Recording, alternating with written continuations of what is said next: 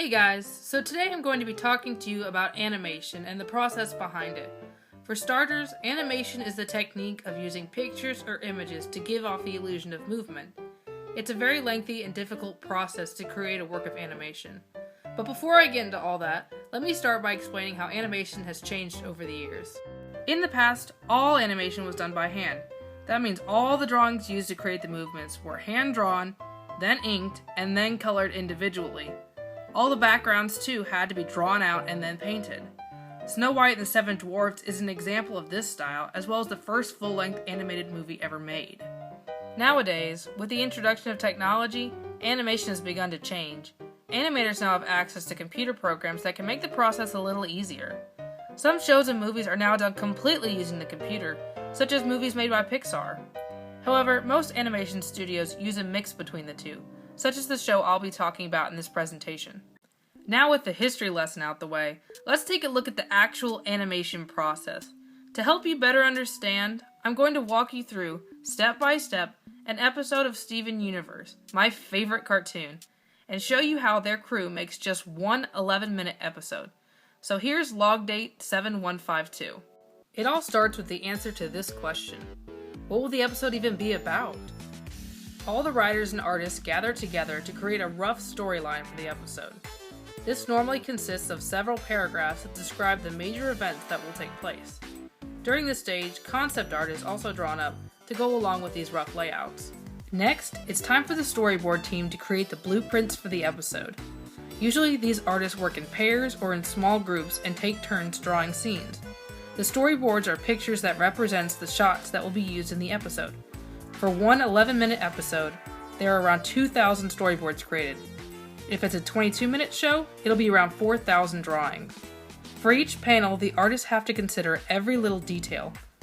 How will the character be standing? What are they looking at? What will be in frame and what will be outside of it? And these questions are just the basics. The artists also have to consider the angle of the shots, as well as how each leaf or raindrop will fall. Aside from the drawings, storyboard artists also write the script for the episodes. The dialogue and mannerisms are recorded on the bottom border of the panels. This way, the animators will know how to draw the mouthing for each spoken line.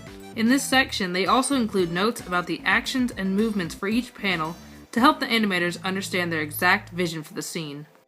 After the entire episode has been storyboarded, it's time for another meeting. The writers present their layouts to the rest of the staff and read out the script. Afterwards, the team voices their comments and criticisms.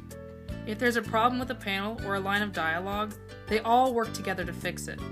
Once everything has been fine-tuned, it's time for the next step, voiceover.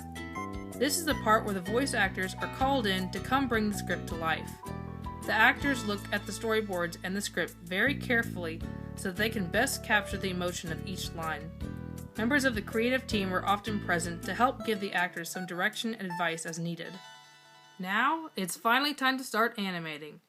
The storyboards are sent to their animation studios, most of which are in South Korea. There, a small team of animators take each storyboard and create a rough animation for each scene to make sure that the dialogue and timing matches up. These rough animations are called animatics. Once the animatics are finished, the real animation begins. The animators use storyboards as starting and stopping points for each movement. They trace the first panel and then draw and ink consecutive pictures until they reach the next one. In total, it takes 11,000 drawings to animate an 11-minute episode. If it's 22 minutes, double the number. After all the drawings are finished, they are sent back to the crew for finalizing. Each picture then has to be scanned into the computer. During this process, the team will fix any animation issues and color each of the 11,000 drawings. Luckily, most modern cartoons like Steven Universe use a computer to color, saving them quite a bit of time. Animation is accomplished by layering drawings.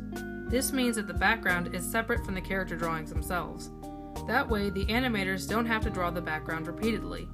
For Steven Universe, the backgrounds are created on the computer along with any props that will be used in the episode. Once the animation is finished, it's placed on top of these backgrounds. And that concludes the drawing portion of animation. Now it's time to add the music. The composers are the ones who write the instrumental music in the background of scenes. They watch the episode to figure out the context for each musical piece and how long they need to be. Music is an important aspect in any movie or TV show because it can help set the tone and help move the story along. Now it's time to add in the voiceovers.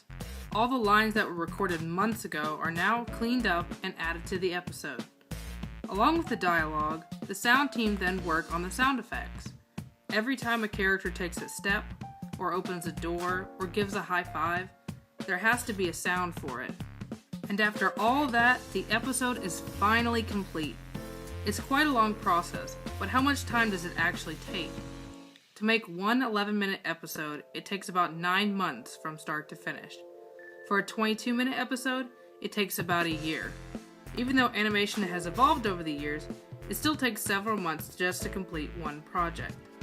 For this reason, the studios work on several episodes at a time and at various stages.